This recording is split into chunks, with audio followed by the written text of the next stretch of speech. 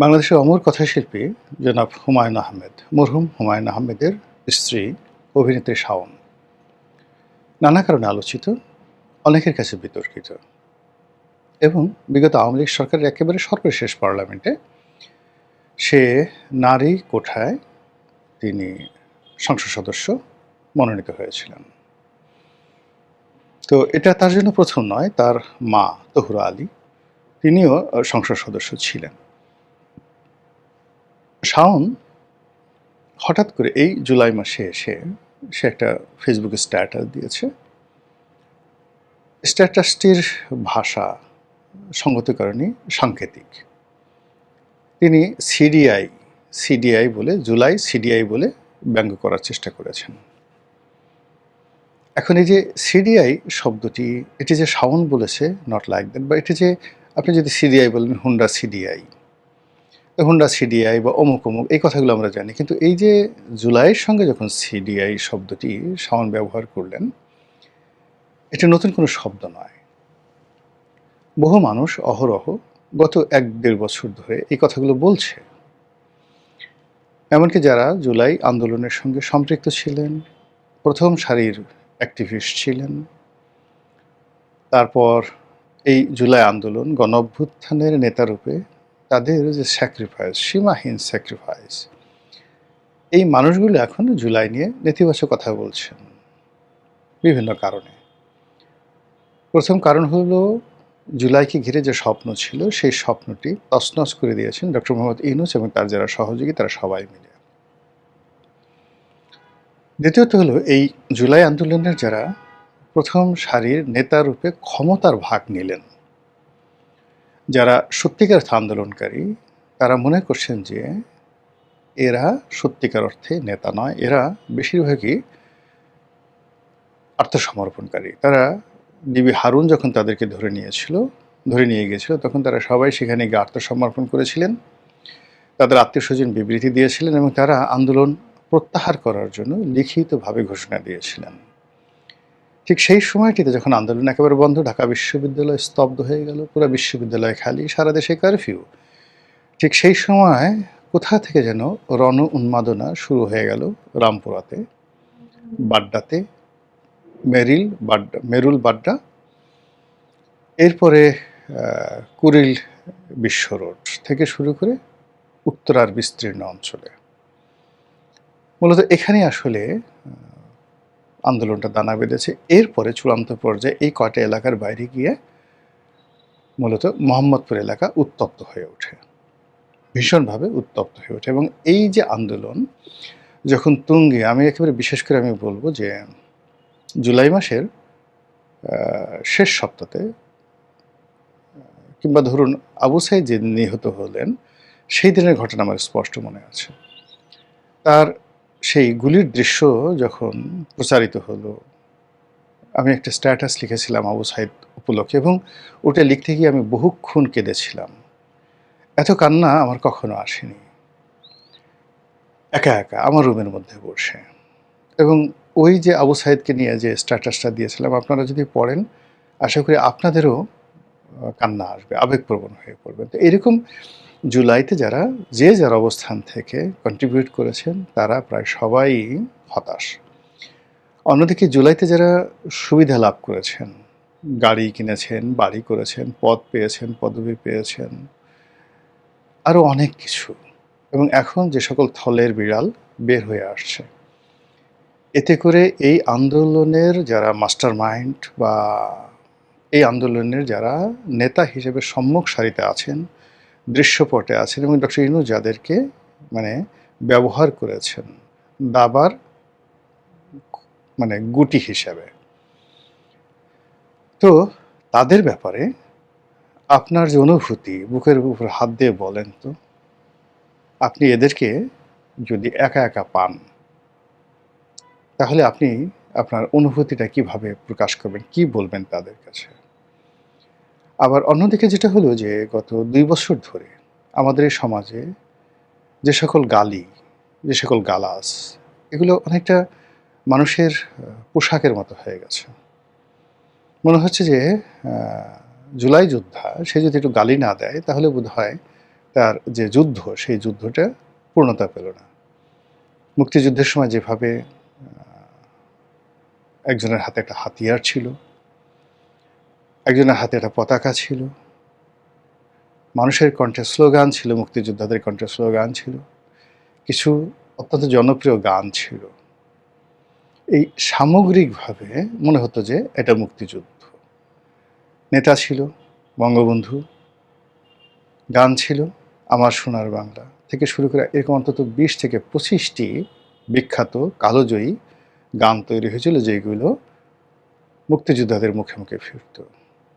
সেখানে টেলিভিশনের অনুষ্ঠান ছিল না, কিন্তু রেডিও, বিবিসি ছিল, স্বাধীন বাংলা বেতার কেন্দ্র ছিল, এম আর আক্তার মুকুল ছিল, চরমপত্র ছিল, এক অসাধারণ উপাখ্যান। মানুষ শত কষ্টের মধ্যেও খুব কষ্ট করে, শত কষ্টের মধ্যে খুব কষ্ট করে সেই রেডিওর সিগন্যালটা ঠিক রেখে এম আর আক্তার মুকুলের সেই চরমপত্র শুনতেন আর বিবিসির খবর শুনতেন। ভাত না খেলেও চলতো, কিন্তু এরকম এগুলো না হলে চলতো না। তো সেই দিক থেকে আপনি যদি জুলাই আন্দোলন, এই জুলাই আন্দোলনের কতগুলো ন্যারেটিভ চিন্তা করেন, সেই ন্যারেটিভে একেবারে প্রথম সারিতে চলে আসে কোনো গান নয়, কবিতা নয়, গল্প নয়, গালি, অশ্লীল, অশ্রাব্য গালিগালাজ।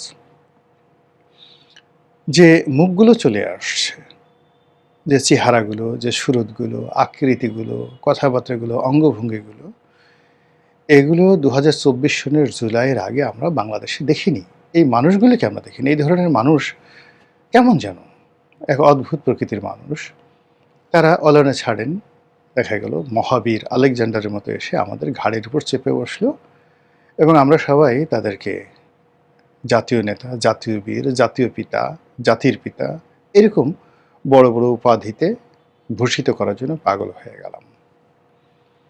কিন্তু ধীরে ধীরে, অর্থাৎ সেই 2024 সনের নভেম্বর ডিসেম্বর থেকেই মানুষের মন এই সমস্ত কর্মকাণ্ডর বিরুদ্ধে বিষিয়ে উঠল। এর কারণ হলো, যারা কথা বলছেন, যে ভাষায় কথা বলছেন, এ ভাষা বাঙালির ভাষা নয়। বাঙালি এত অশ্লীলতা পছন্দ করছে না। তারা যেভাবে বেয়াদবি করছেন, আপনি চিন্তা করুন, শেখ হাসিনা 88 না 78 বছর বয়সী একজন ভদ্র মহিলা, বৃদ্ধা। এখন তার যাকে বলা হয় পেটিকোট, মানে আমরা যেটাকে ছায়া বলি, কিংবা তার অন্তর্বাস, অন্তর্বাস মানে তিনি যে জাঙ্গেগুলো পরতেন, কিংবা তিনি যে ব্রাগুলো পরতেন, তো 20 বছর 21 বছরের ছেলেরা সেই সকল ব্রা পরে, সেই সকল জাঙ্গা পরে যে উন্মুক্ত, মানে যে একেবারে ওপেন ড্যান্স, ওপেন কনসার্ট তারা গণভবনে করেছে, রাস্তায় করেছে, এটার একটা রেশ আছে। তো এটার একটা ভীষণ রকম রেশ আছে। আপনি চিন্তা করুন, বঙ্গবন্ধু শেখ মুজিবুর রহমানের মূর্তি ভেঙে ফেলা হয়েছে, ভালো কথা। লেনিনের মূর্তিও তো রাশিয়াতে ভাঙা হয়েছে, স্ট্যালিনের মূর্তি ভাঙা হয়েছে। মূর্তি তো বিমূর্ত কোনো কিছু নয়, কিন্তু সেই মূর্তি ভেঙে তারপর সেই মূর্তি যে খুলিটুকু আছে, সেই খুলির উপর প্রস্রাব করতে হবে, পায়খানা করতে হবে, এবং সেইগুলোর ছবি যে মুজিবের মাথার উপর পায়খানা করলাম।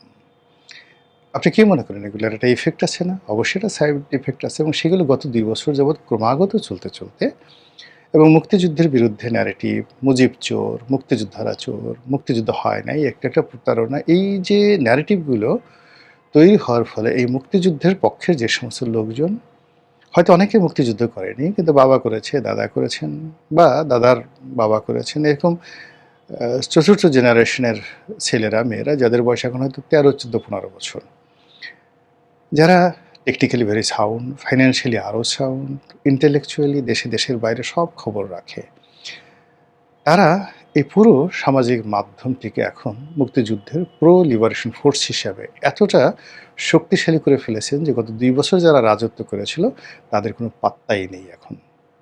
আর অন্যদিকে নেতিবাচকতা আছে।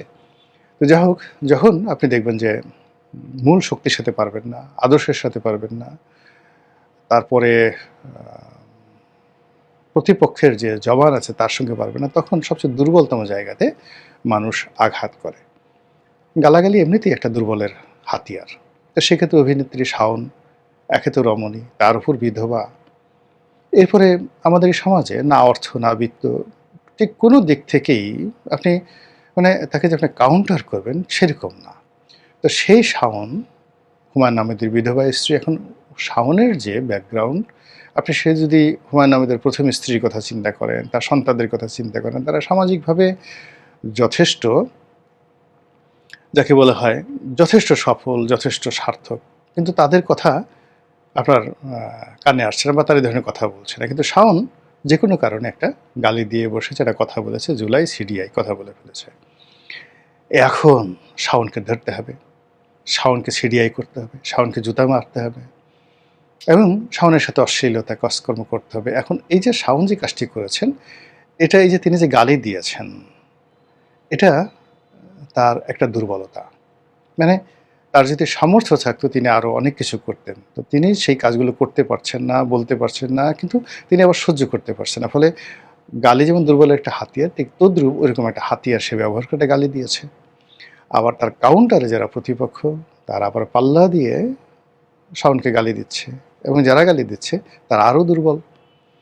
আপনাকে যে গালি দিল সেও দুর্বল, আর আপনি কাউন্টার তাকে গালি দিলেন, আপনিও মারাত্মক দুর্বল। ফলে এই দুর্বলের যুদ্ধ, মারামারি, এটা সবসময় ভয়ঙ্কর হয়। শক্তিশালীর যুদ্ধ ভয়ঙ্কর হয় না, দুর্বলের যুদ্ধ ভয়ঙ্কর হয়। আপনি দেখেন ইরান এবং আমেরিকা দুটো শক্তিশালী পক্ষ এবং ইসরায়েল সহ যুদ্ধ করলো, সেখানে দেখুন ক্ষয়ক্ষতি হয়েছে কিন্তু ভয়ঙ্কর হয়নি।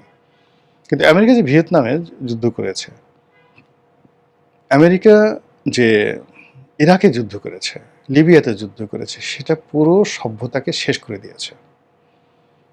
অর্থাৎ শক্তিশালী এবং দুর্বলের যে যুদ্ধ, এটা একটা পক্ষকে দুর্বলকে শেষ করে দেয়। আবার দুর্বল দুর্বল যদি যুদ্ধ করে, তাহলে আপনাকে যেতে হবে বুরুন্ডি, আপনাকে যেতে হবে সেই ইথিওপিয়া, যেখানে জাতিগত দাঙ্গা সংঘাত দুর্বলরা, কঙ্গো থেকে শুরু করে আফ্রিকার যে সকল দেশে এখনও যুদ্ধ চলছে, সে সকল যুদ্ধে, উগান্ডা সহ, সেখানে যেতে হবে। তো এই যে আমাদের দেশে যে গালাগালি করা হচ্ছে এবং দুর্বলদের মধ্যে যে যুদ্ধ হচ্ছে, সেই যুদ্ধ পুরো রাষ্ট্রকে, সরকারকে, সবাইকে কলঙ্কিত করবে। এবং একই সঙ্গে এই যে শাওনের সাথে পাল্লা দিয়ে অন্যান্য যে সকল নারী আছেন, এক সাংবাদিক আছেন সোমা, টেলিভিশনে চাকরি করেন এবং আপনি তো জানেন আমাদের দেশের যে সংবাদপত্র, এখানে সাংবাদিক যারা আছেন মূলত তারা মালিক পক্ষেরই পারপাস সার্ভ করেন। মালিকরা যেভাবে বলেন বা মালিকরা যেভাবে খুশি থাকেন সেভাবে তাদের কাজ করতে হয়। এখানে সোমার জায়গায় যদি টোমা হয়, টোমার জায়গায় যদি গমা হয়, কোনো লাভ নেই।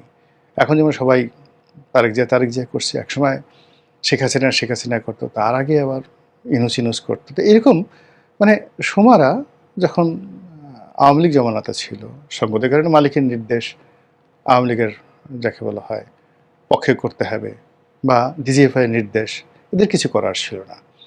আবার এখন দেখা যাচ্ছে যে এই সোমারা বা সোমা অন্যান্য যারা আছেন তাদেরকে যদি আপনি শত হাজার কোটি টাকাও দেন, তারা কিন্তু সরকারের বিরুদ্ধে একটা ন্যারেটিভ তৈরি করতে পারবে না এবং করবেও না। এখন সেই অতীতকালে সোমা কি বলেছেন, কি করেছেন, সেগুলোকে সামনে এনে এই দুর্বল দুর্বল মানুষগুলো যারা দেশে থাকেন না, বিদেশে থাকেন, বিদেশে থেকে গালাগালি করেন, তারপরে বাংলাদেশের যেমন কোনো গুপ্ত শক্তি বা এরকম যারা গালাগালি করে, তারাই শাওনের মতো সোমাকে গালাগালি করছে।